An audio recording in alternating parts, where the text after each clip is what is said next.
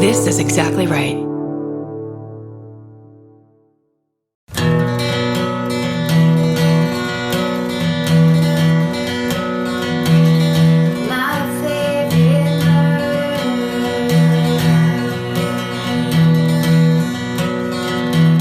Hello and welcome. Hi, welcome to My Favorite Murder, the Minisode. This is a mini. It's shorter than normal. So it's only 3 hours instead of the usual 10. That's right. Brace yourself for not a week's worth of content. We're going to be out of here before you know it. That's right. Just let us get out of your hair really quick. Technically, right now, as we're speaking these words, we're in the podcast loft. But technically, as you're listening to these words, we're in the UK. We're in Europe. We're in Paris, France. We fucking are international spies. And Yeah. we're gone. We're using different kinds of plugs. You wouldn't even recognize the plugs that we're using right now. Looks incredible because of these plugs. If you're awake, we're sleeping. It's nuts. It's a world away. Yeah. And also, we're becoming refined. We're having hot cuisine. I bet these fucking zits on my face have healed up. I bet they've healed up and been replaced by beauty marks. I bet you're right. Sparkles. It's Parisian sparkles. We're not going to France, right? No. I just wanted to say this. This is a throwback from the last normal episode we had, Which was for us yesterday. right. We don't know what kind of time-space continuum we're breaking with you right now. But I talked about, I had done the Lindbergh baby kidnapping / murder. Right. And that was suggested to me. And I said it was suggested. I just didn't know the person's name. Yeah. She went ahead and tweeted me real time today, weeks ago to you. Her name was Sophia. She's at Ballastros on Twitter. And she replied to let me know, Karen Kilgariff, hey girl, I'm the one who recommended the Lindbergh kidnapping. I cried. And then she attached a picture of her dog, and the dog is wearing a white croc on its head, like a little bit like the Pope. Like a helmet. Yeah, or like the guys in London. Oh yeah, like a soldier in front of the palace, or like a band leader, like a marching band leader. Yes, but with a croc. With a croc, a chin strap around the TV show. The shoe. The shoe or croc. Yes, not a crocodile. No. That would be dangerous scary. and wrong. Thank you, Sophia, for being there for me both times. Getting no credit, coming back. Now you're getting all the credit. Like responding in a positive light. Not like, oh my God, I can't believe I didn't get credit. It's like, here's a fucking hilarious photo. You know what I would have done if she said, oh my God, I can't believe I didn't get credit? What? Mute. How many people have you muted on Twitter? Mute. Oh, you can look into it, but I would guess that over 35,000 people. I can't. The second I read anything that impacts me in any way, I mute it. I don't give a shit. Okay. I don't. I'm not. I'm impressed. I'm not there to take. This isn't like the suggestion box. I'm not on Twitter so I can hear everybody's fucking thoughts and feelings. I'm there to write some awesome jokes and also the worst jokes possible, and then chit chat with my friends. No one will ever. You'll never get. I mean, just your description of who you are. What's it called? The bio. Your bio. Yeah. There's nothing better than that on Twitter, and there never will be. Say what it is. Karen Kilgariff is your handle or whatever. K Kilgariff. It's Karen Kilgariff, yeah. And then it says like bio when I'm like, I am a co-host. Mine is like, I'm a co-host of My Favorite Murder podcast and I talk about food on Cooking Channel. Like, email me here. And yours just says TV VCR repair. It's the best. Yeah. You don't have done it from the original, like from the get-go? Yes. And I used to have my avatar used to be a picture of Brett Summers on Match Game smoking, which is my favorite. She was smoking and looking super over it. Yeah. But then Mandy took that awesome, highly photoshopped photo. Our friend Mandy Johnson, who took those photos, that is not my picture. And anyway. So you cut me out of that and you put yourself I was like, get her out. I had to Photoshop Georgia out of my frame just so I could stand forward for once. Come on. It's my time. Hey, speaking of, should I go first? Please do. All right. This is called... I always forget. We don't do chitty chatty stuff at the top of Minisodes. We don't have to and we shouldn't. But I had to shout out Sophia because she helped me do my homework. Yeah. This is called And then we found Opa stole from Nazis. Ooh. So these are your stories, by the way. They're hometown murders and so much more. So And Stephen has called these ones specifically from Europe. Right. Stephen did a great job. Thank you, Stephen. Thank you. We love when you get emails from the continent. He looks like a young Albert Einstein today. Stephen, by the time we get back, that something has to be done with that hair. When you come back from Europe, I'm going to be like in a corner, just like eating the cat food with Elvis and me and Dot. What's just like happening? like, Are you going full feral? yes, I'm going full. Yeah. Nice. Yeah. It's good. You better. What I want when we get back is either you've taken care of it or you've committed fully. Oh, Because you keep saying whenever you leave, I got to get my hair cut, and it's like, But it's do it, just but growing you're and not. growing. well, now it'll be fun. Like when you come back, yeah. Scary. If it gets any bigger, you're going to have to become a bass player for a band. Totally. A jam band. A jam band. That's right. I'm into it. Great. Down. Opa. Opa. You know Opa, like Grandpa. Yeah. Here we go. Hello, everyone. Hi. So last week you read, which is last week, a story about someone whose grandfather was in the Netherlands who collaborated with the Nazis. That's right. One thing that came up was that it was extra horrible because he was the only guy helping them. That's not exactly true. All Dutch men of age were either supposed to join the Nazi army or be put to work for them. Oh. I know this because my Opa was put into a camp for refusing to help. Twice. Whoa. Turns out he jumped off a train and dressed in women's clothing to escape. Yes. And then this person writes, when are they making this Oscar bait movie, right? And then he got caught again. Anyway, he's gotten older and blinder and perhaps a little crazier. Opa is taken to answering the front door with a knife in hand. This week I noticed that he wasn't using his usual kitchen knife, but a large, and then it says in parentheses, I don't know knife terms, knife, with a big swastika on it. Uh-oh. Horrified, I asked why he had such a thing. My Oma casually said, oh, they threw that at him when he tried to sell them counterfeit wine. Turns out he had been taking industrial alcohol that his father was supposed to be handling, filtering it to make it drinkable, and illegally selling it while he was hiding. The Nazis were starving out the Dutch for refusing to cooperate, so he was basically the only guy in Rotterdam you could buy it from. Ooh. When he sold to the Nazis, he'd drink half the bottle and replace it with water first. He got caught and attacked and escaped with his very uncool favorite giant knife. Wow. And it says, be like Johannes and SSSFM. And then it says, stay sexy, steal from Nazis. I don't know the name of this person, but thank you. That's great. Amazing. So grandparents, when they go fucking a little bit crazy, are the most fun. That's true. You know what? Let's keep with that theme. Okay, great. Tell us your fun shit that your grandparents did when they went a little bit crazy. Yeah, we want to know about what people used to do back before they stared at their phones all day and binge watched everything on Netflix. Right. So And people used to really be engaged. And then they'd go a little crazy and admit to it. Yes. Like the shit of like, oh, I wasn't going to tell anyone this story, but now I'm a little crazy and I give zero fucks. Right. And like, yeah. Who cares now? Once you're over 70, I'm sure it's just like, we're going to be all over the map. It's like, if we're like this now, Jesus Christ. Please, Stephen, I beg you to make sure that I stay indoors all the time and no one records me doing anything. I need you. Stephen's whole face just turned red. I need you to commit to this today. That you will make sure. Karen's taking a blood oath. Yes. Caretaker when she gets old. I'm making right now. It's fine if you cat sit now. Here's the trade-off. You're gonna Karen sit in 30 years. Okay. Thank you. We'll have her drawer of cookies that we open just when she's acting up. Karen, want a cookie? It'll be those Quattro ones we were talking with Allie about earlier. Those Italian cookies. I love it. Just throw it up in the air. It'll be fine. The subject line of this email is, some heroes wear wooden clogs. Parentheses, lighthearted. I love it. I love that people are doing the separation of lighthearted. Wait, Stephen, you're not adding that in, right? No, yeah, I have a couple. No, people are leaving it front and center. Everybody know. People are like, we got to be the filing system. We've got to make it easy for Stephen to pick our email. Totally. Our email. He needs to throw a couple lighthearteds in. That's right. Great job, everybody. Okay. Hi, MFM family. In the 1970s, my grandmother worked half-time at the only bank in a very small town in southern Sweden. This is like 20 minutes from where I grew up, and I know the setting very well. Think racist farmers in 70s hair. Jesus.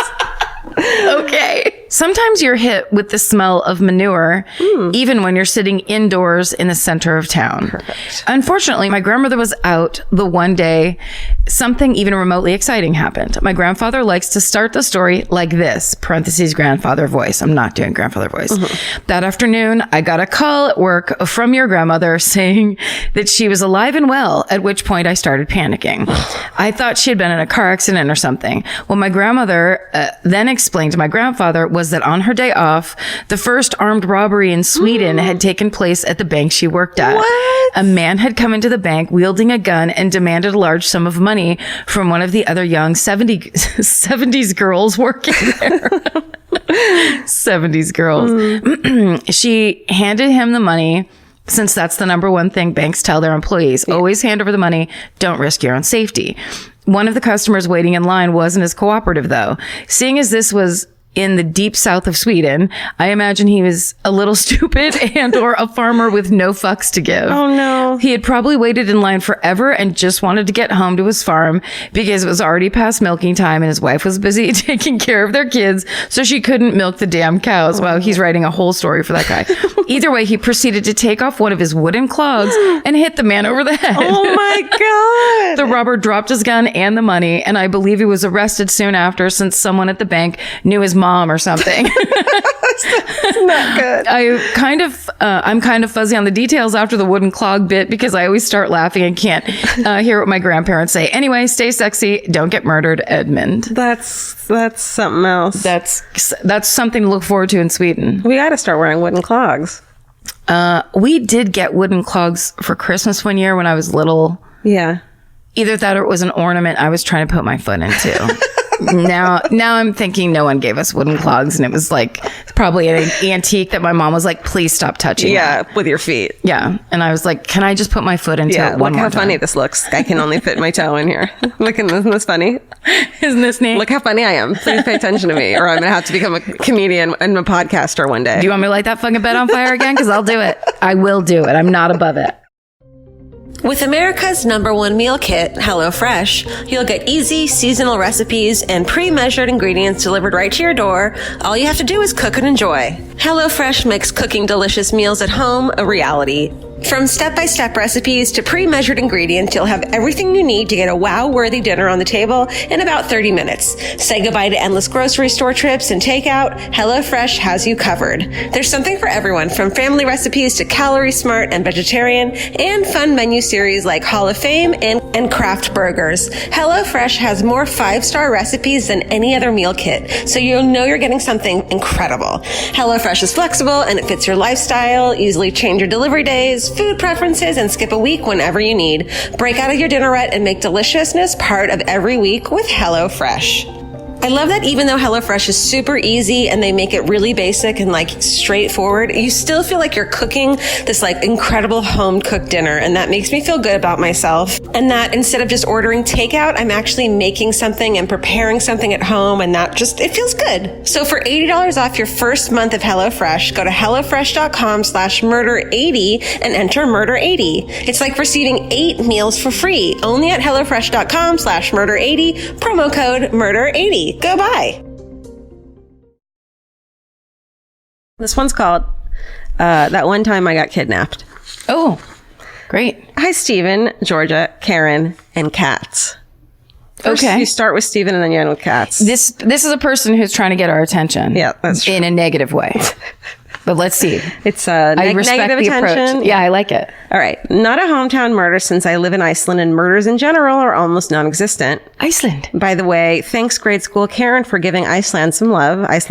Hey. Okay, so when I was little, we lived in a small town on the east coast of the island where there's even less crime, seeing as only like a few hundred people live there. At the time, I had a habit of getting out of bed in the middle of the night to go sleep in my parents' bed. And one night when I was 3, I was about to do just that, but I noticed a dark shape at the foot of my bed. Note, I may have been 3, but I remember all of this in vivid detail. I was a toddler and half asleep, so I remember thinking, oh, it's a new footstool or some silly shit. So I stepped on it on my way out of bed.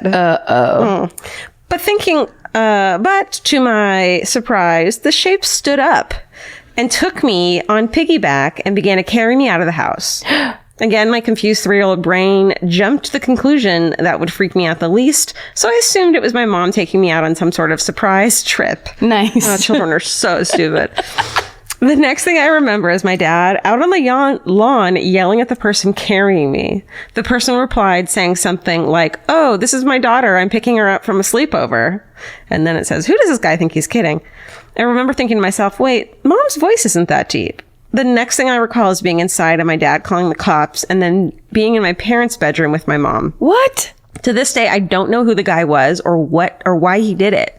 I also don't know if he actually thought I was his daughter or if he was just making a very bad excuse. He was doing this at number 2. Number 2. Yeah. My dad didn't like to talk about it, and over the years, I just sort of forgot about it. I tried to look it up a few years ago, and the only thing I found out was that the guy supposedly got 2 years in prison.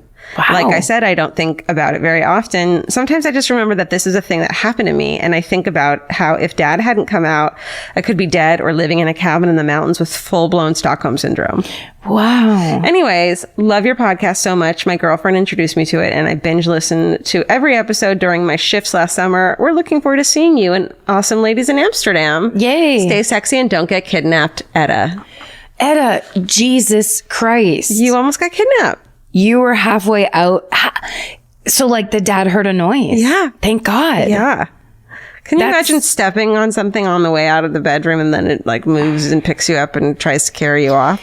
Etta lived through her childhood nightmare came true. Yeah. And she still handled it at age 3 well enough to not have a total freak out. Right. Which maybe it would have helped if she had a total freak out and started screaming.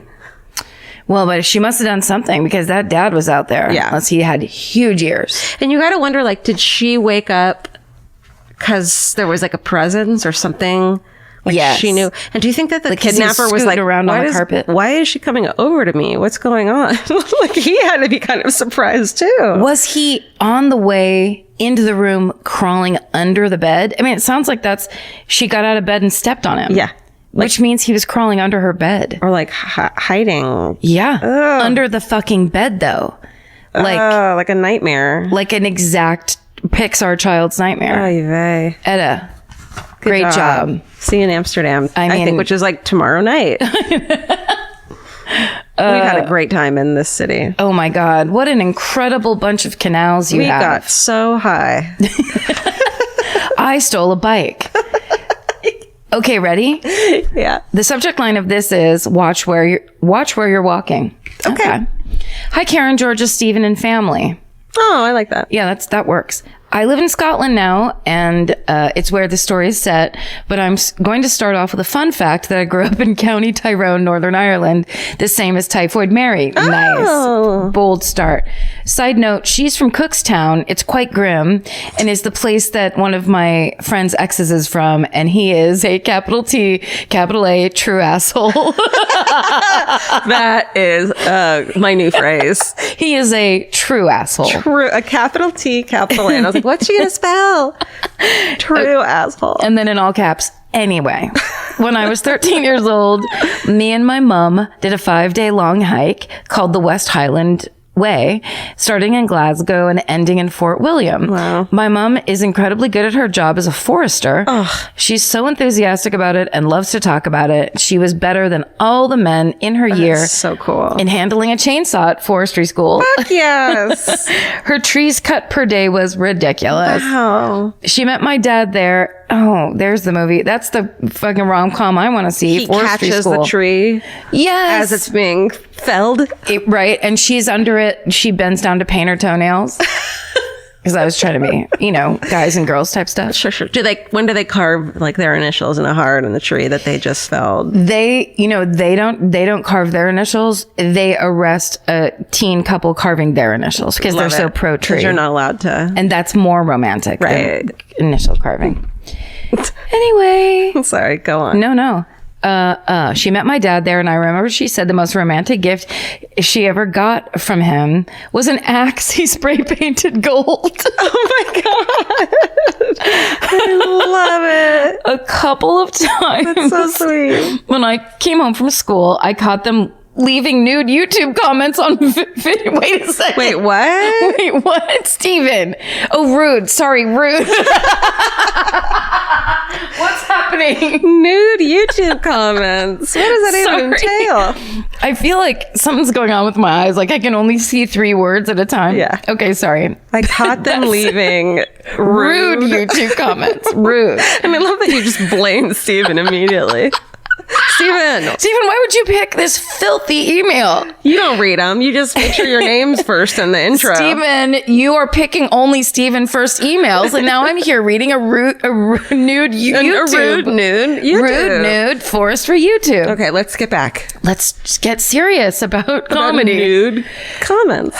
Okay, a couple of times when I came home from school, I caught them leaving rude YouTube comments on videos where people were cutting trees down without proper safety gear. I love that. Back to our journey.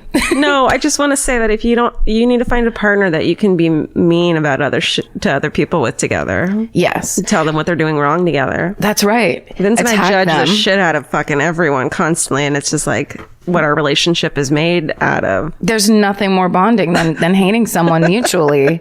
Like, I have a friend who we spontaneously discovered we hated, like vitriolically hated the same person. I want to know who. And we were immediately best friends. Oh. It wasn't even someone we really knew personally. Yeah. It was just like this concept person. Yeah. But when we both discovered it was just like, oh, now we have to be like Like with you and best me friends. and murderers. That's right. We hate murderers. I honestly thought you were going to name somebody right. I was like, with you and me, and remember? Steven.